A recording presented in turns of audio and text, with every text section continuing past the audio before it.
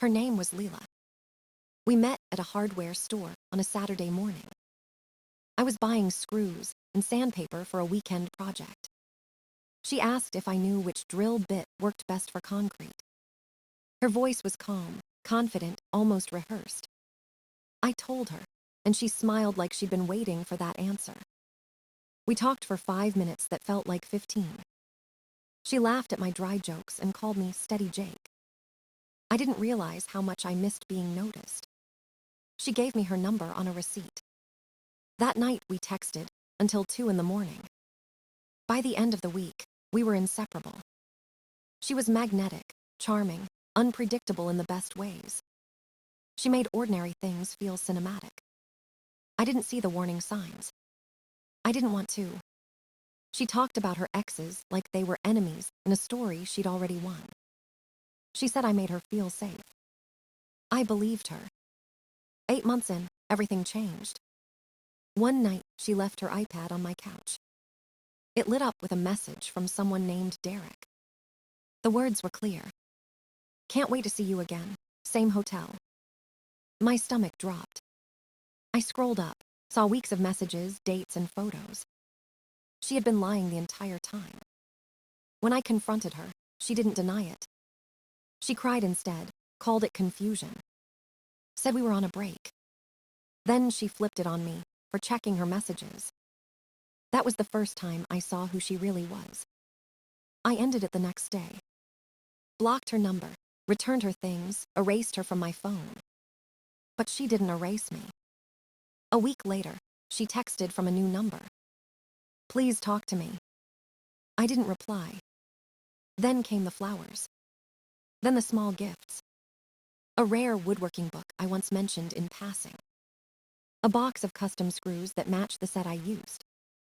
No note, but I knew it was her. She showed up at my gym, wearing the same perfume. Then at my grocery store, with a cart full of the exact brands I buy. Each time, she smiled like nothing had happened. Like we were still together. It got darker after that. She emailed my office pretending to be my fiancé. Told HR I was distracted from heartbreak. She even dropped off food for me at reception, with my last name written on it. I started a folder. Screenshots, videos, timestamps, everything. I reported her to the police. They said they couldn't do much without a threat. So I waited. I moved cameras, changed routes, lived like a ghost in my own life. For 2 months, nothing happened. Then my mom texted. Family dinner Sunday. Your brother has news. I almost ignored it. But she added, she's the one who really wanted you there. And my chest went cold. I didn't know it yet. But that dinner would burn everything down. I showed up at my parents' house 15 minutes early. The same beige walls, the same framed photos of Ethan everywhere. He greeted me with that fake smile people practice in the mirror. Try not to be late next time, he said, even though I was early. My mom looked me up and down like I was a stain on her tablecloth. You could have ironed your shirt, she said instead of hello. My dad nodded in disapproval, like always. Dinner was already tense before it began. Ethan sat at the head of the table like a king, waiting for applause. My seat was at the far end, under a flickering light. I noticed a folded sticky note at my plate. It said, "Be polite." That was my mother's version of love. I was reaching for water when I heard footsteps from the hallway. Then she walked out. Lila. My ex. The one who cheated, stalked, and humiliated me. She was holding a fruit platter like she belonged there. Her eyes met mine without a hint of surprise. Ethan stood up, beaming. Everyone, meet my fiancée, Lila. The room spun, but my face didn't move. She smiled, calm, rehearsed, victorious. I swallowed the shock and forced my voice steady. Congratulations, I said, my jaw tight enough to crack a tooth. She sat down next to me like it was assigned. The air in that room turned poisonous. My mom started a toast about finding someone who elevates us. She stared at Lila while saying it. My dad added, Some people learn stability early. He looked right at me. Lila laughed softly, correcting my mom about salad dressing. She told my dad that Ethan should handle the money. She reached toward my plate, moved the tomatoes aside. You still don't eat these, right? It wasn't a question. It was control. Under the table, she leaned close. Quiet, she whispered. Good to see you finally show up. She called me by the old nickname she used when she cheated. It felt like she was rewiring my nerves on purpose. Ethan talked about his new business deal, all smoke and ego. My parents nodded like investors. Every word from Lila was calculated, polished, perfect. She made sure everyone admired her. She mentioned their engagement photos, the hiking spot I loved. She glanced at me when she said, sentimental. It wasn't random. It was a message. I couldn't breathe, so I excused myself to the hallway. She followed. What are you doing? I asked. Having dinner, she said, like nothing was wrong. You cheated on me. You stalked me. Now you're marrying my brother. Her smile sharpened. I don't like being replaced, she said. This way you don't get two. I told her to stop. To tell them the truth. She tilted her head, calculating. Then she turned toward the dining room and shouted, Don't touch me. The entire table froze. Ethan's chair scraped back, hitting the wall. He stormed out and punched me in the face. My dad yelled for me to leave. My mom wrapped her arm around Lila like she'd rescued her. She's a blessing, she said. You've always been difficult. I didn't argue. I just walked out into the night. The bruise on my cheek would fade. But what came next wouldn't. 3 days after the dinner, I got an email from an unknown address. The subject line said, Family Engagement Logistics. Attached was a spreadsheet labeled, Wells Family Contributions. It looked professional, like something from a corporate office. Each tab had a title, Venue, Photography, Florals, Wardrobe. Next to each item was a dollar amount and an assigned name. Under Venue Retainer, it said $9,500, assigned to Jake. Photographer Deposit, $2,000, assigned to Jake. Florals Deposit, $1,500, assigned to Jake. In bold red text, due Friday 5:00 p.m. There was a note beside it written by Lila. Assigning to you since you have a steady income. Easier for tax docs. Another comment below said, Eldest sibling traditionally sponsors major events. My name appeared in every expensive row. It was like they'd held a meeting about how much I owed them. Then a message popped up from Ethan. You embarrassed us at dinner. Make it right. Pay your share. My father followed with a short reply. You've benefited from this family long enough. Time to contribute. My mother added a heart emoji and wrote, This is basic respect. I stared at the screen for a long minute. Then I laughed. Not the happy kind. The broken kind that comes before rage. 5 minutes later, another email came in. A shared Google Drive link titled, Narrative. It was locked, view only. Inside were bullet points, labeled, internal talking points. Things like, we prioritize Lila's safety. We are disappointed in Jake's behavior. If necessary, we will formalize our experience in appropriate channels. And one more line under it. Payment of deposits demonstrates accountability and prevents escalation. It wasn't a family note, it was a threat. I clicked Request Edit Access. 2 seconds later, Lila replied, We're not debating obligations. You owe us to pay for this. Then a calendar invite appeared on my phone. Family alignment meeting, Friday at 5 p.m. Location, my parents' house. Agenda, payment confirmation and boundary setting. At the bottom, she'd added, Let's keep things organized so there are no misunderstandings. I declined the invite. My phone buzzed again. A notification from a payment app. You've been added to a group, Wells Engagement Fund. Each expense from the spreadsheet appeared as a line item. Total, $15,020. My name beside everyone. Then came a message from Ethan. Stop being weird and just handle it. You're the stable one. Lila followed with, if this is resolved by Friday, we'll keep it in the family. Then another text, please don't make me change tone. Minutes later, an envelope slid under my front door. Inside was an invoice from a consultant. Event strategy and reputation management services. A sticky note on top said, per our conversation, assigning to you for Friday.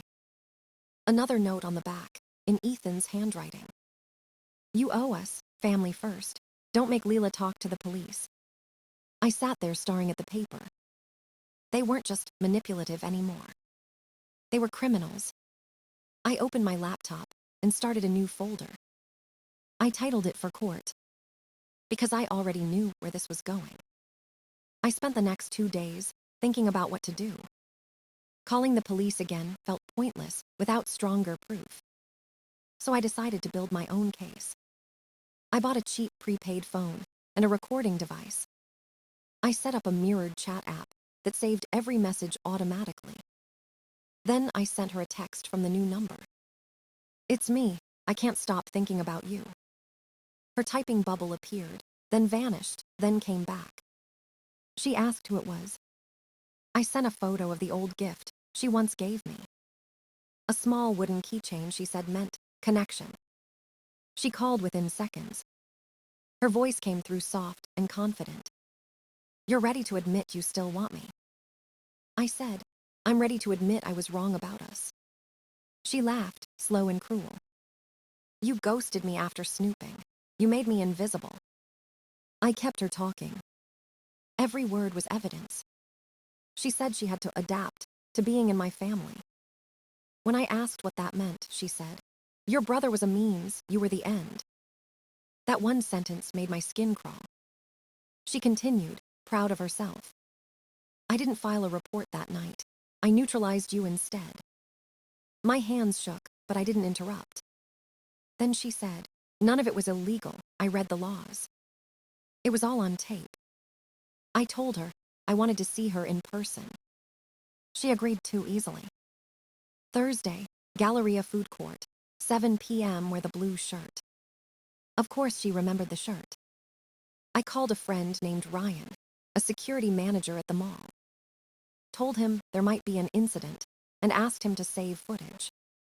He said he'd help if I got an incident number later. Thursday came faster than I wanted. I notarized a short affidavit that morning. I am recording a conversation I am a party to for evidence of harassment. It wasn't required, but it made me calm. At the mall, I parked under the lights facing the entrance. Dash cam on, phone recording, button cam clipped to my jacket. I even set a friend to text you good. At 7:30 for safety. She arrived at 7:06 sharp, looking like she'd planned every step. We sat at a corner table, under a dead ceiling light. I handed her a soda and told her I missed her. She smiled, proud, believing she'd won. Then she said, say you're sorry. I did, for everything except what mattered. She told me Ethan was easy to manipulate. Your mom loves me. Your dad thinks I'm brilliant. 2 weeks and I had a key. I asked about the dinner. She smirked. I implied nothing criminal. I said I was uncomfortable. They did the rest. Her arrogance was my goldmine. Call Ethan, I said quietly. Tell him what you just told me. She hesitated, then grinned. She dialed. He answered instantly. Ethan, she said. I don't want you, you were just access, I wanted him. Silence filled the line. Then Ethan's voice cracked. You're a checkbook with legs, he said to me. That was it. I told them both, calm and clear. You're on camera, on record, and I'm done. Her smile vanished. For the first time, she looked afraid. I walked away, straight to mall security. Filed the report, got the incident number. Then I drove to the police station. And I knew this time, I wasn't the one trapped anymore. The officer at the station listened quietly while I explained everything. I handed over the recordings, screenshots, and printed transcripts. He didn't interrupt once. When I finished, he nodded slowly and said, "We'll take it from here." For the first time in months, I felt my lungs fill all the way. 2 days later, I heard a knock at my door. It was Lila this time. It was a detective with a warrant for additional evidence. He said they'd already picked up Ethan that morning. Charges: misdemeanor assault and attempted extortion. He told me Ethan didn't resist, just looked stunned. He made bail that afternoon and went silent online. But the silence didn't last. My mother posted a Facebook slideshow of Ethan's baby pictures. The caption said, "Prayers for my son as he battles lies." My name wasn't mentioned anywhere. People commented hearts and sympathy. I called her once. I told her calmly that if she didn't take it down, I would release the video. The one where Lila slapped herself and fell to the floor pretending I hit her. The post was gone within an hour. She never contacted me again. A week later, Lila was arrested too. Charges: stalking, harassment, attempted extortion, and trespassing. Seeing her name in the case file felt unreal. Like the villain from a movie, suddenly existed on paper. I forwarded every new update to my lawyer. He said the evidence was airtight. The mall video, the phone call, the texts about money, all of it aligned. Even the payment note that said, "This payment helps avoid further steps." It was the final nail. When the pretrial hearing came, Ethan looked like he hadn't slept. He couldn't meet my eyes. He pled guilty to assault and accepted probation and community service. 90 days in county jail on weekends. Anger management, no contact. He nodded like a man, waiting for someone else to pay his bill. Lila dragged things out longer. Her lawyer tried to frame it as emotional misunderstanding. The prosecutor just played the recording of her saying, "I neutralized you." Then the clip of her slapping herself. The courtroom went dead quiet. She took a plea deal soon after. Felony attempted extortion, misdemeanor stalking, and a no-contact order. She served 60 days, then probation.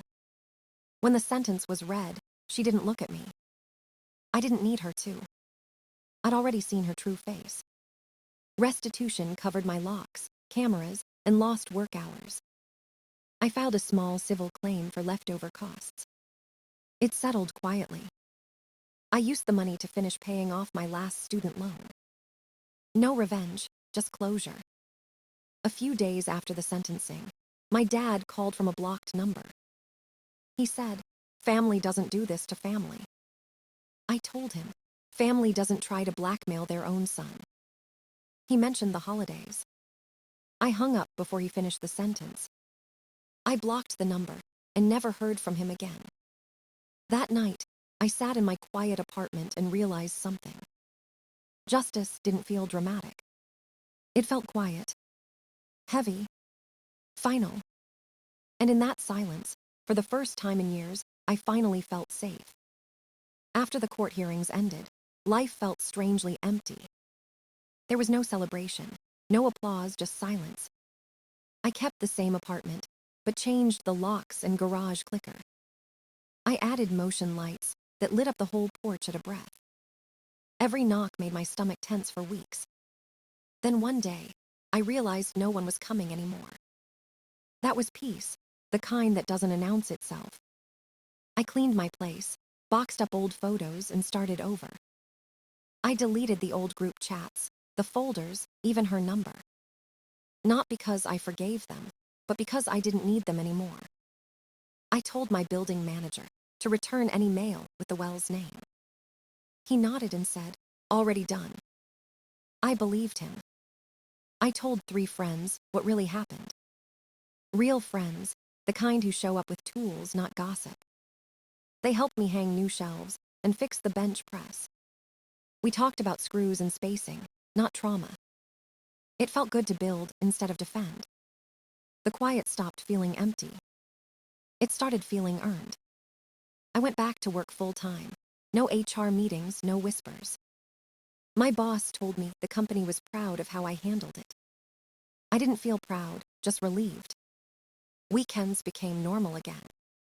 I started running at the park, lifting in the garage, sleeping through the night. One Saturday, a neighbor invited me to a barbecue. I almost said no, then I said yes. That's how healing starts, small yesies. I met a woman there named Emily. She worked at an animal shelter and smelled like coffee and sunlight. We talked about dogs, bad weather, and grocery sales. No games, no stories, just words that felt human. She didn't ask about my past, and I didn't offer it. Over time, I told her pieces. She listened without trying to fix anything. That was new for me. We moved slow. No expectations, no drama.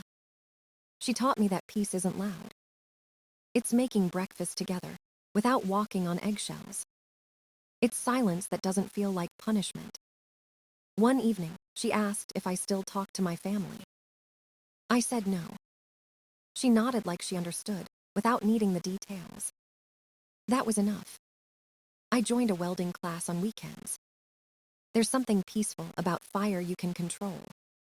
I built a small table from scrap metal and kept it in my living room. It reminded me that broken things can still become useful. Months passed, and the noise faded from my head. No more calls, no threats, no staged chaos. Just life.